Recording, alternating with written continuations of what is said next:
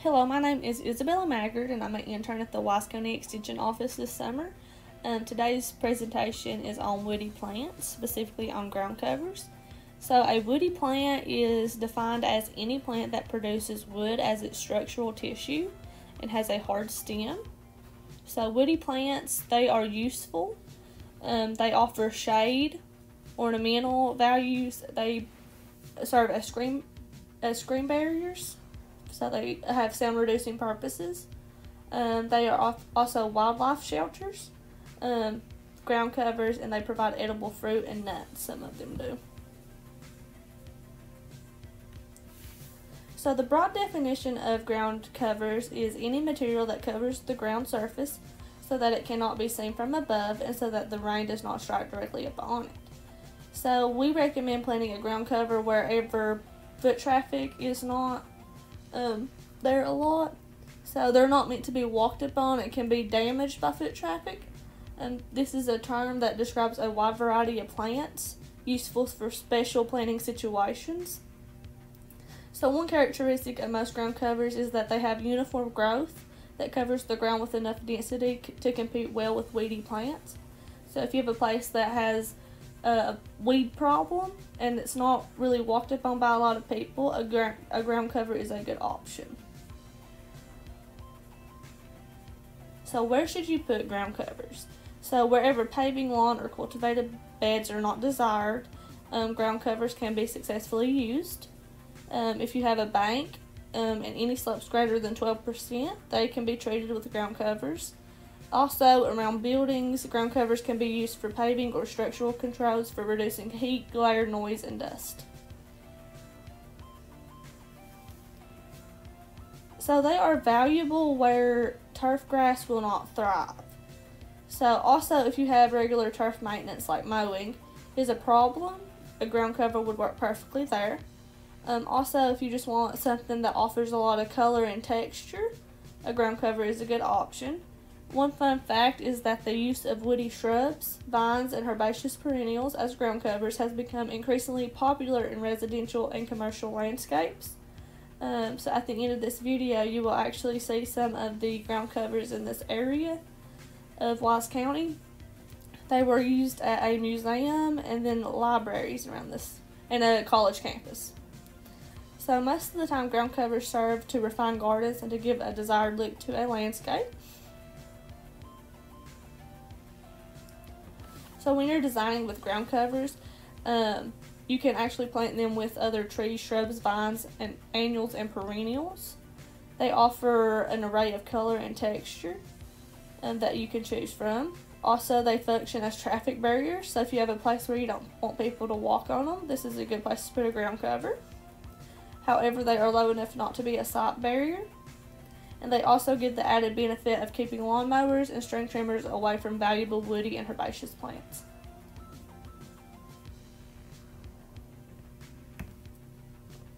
So what type of soil is needed for ground covers?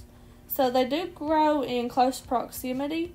So well-drained soil and soil with proper nutrient content are two important objectives to achieve before planting.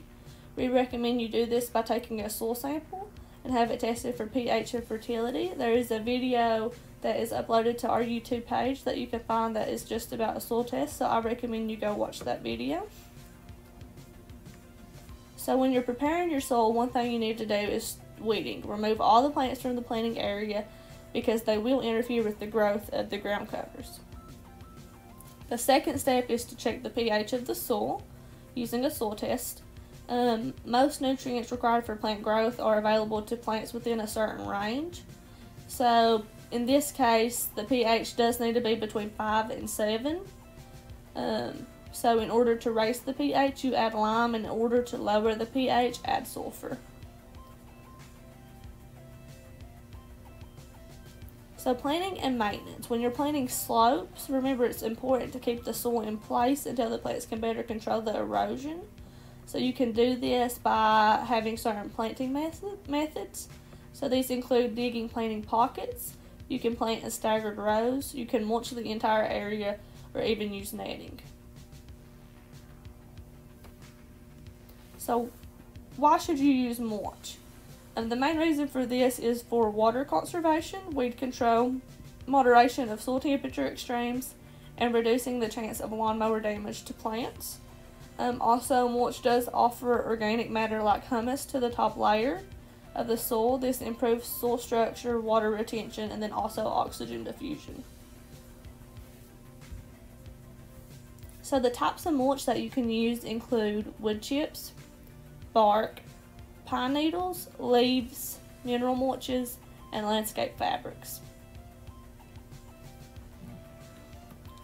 So it's always a good idea to fertilize wherever you want to plant your ground cover before planting. So you can use an all-purpose fertilizer and add it, of course, before you plant your ground cover. Annual fertilization may or may not be necessary depending upon plant performance. So if you have a plant that does really well, then you might want to cut back the fertilizer, and then if it doesn't do so well, then add some more. So always look out for indicators of nutrient deficient plants. This includes minimal growth, small yellowish green leaves, premature leaf drop, and poor flowering. So propagation. So sometimes you might want to move your ground covers around or put it out farther, and to get additional plants, you do this by dividing the clumps of established plants and spacing them where they are needed.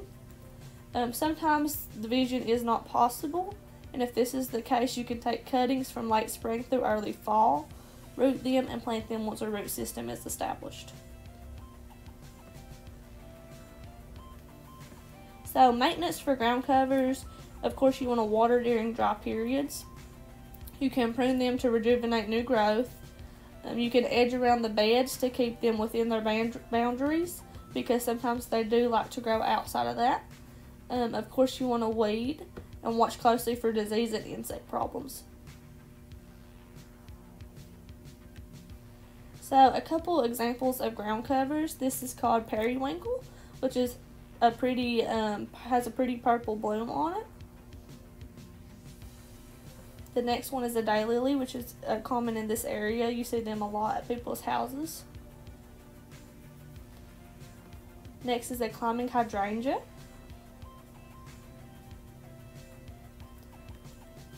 This one is called carpet bugle, and it also has a purple bloom.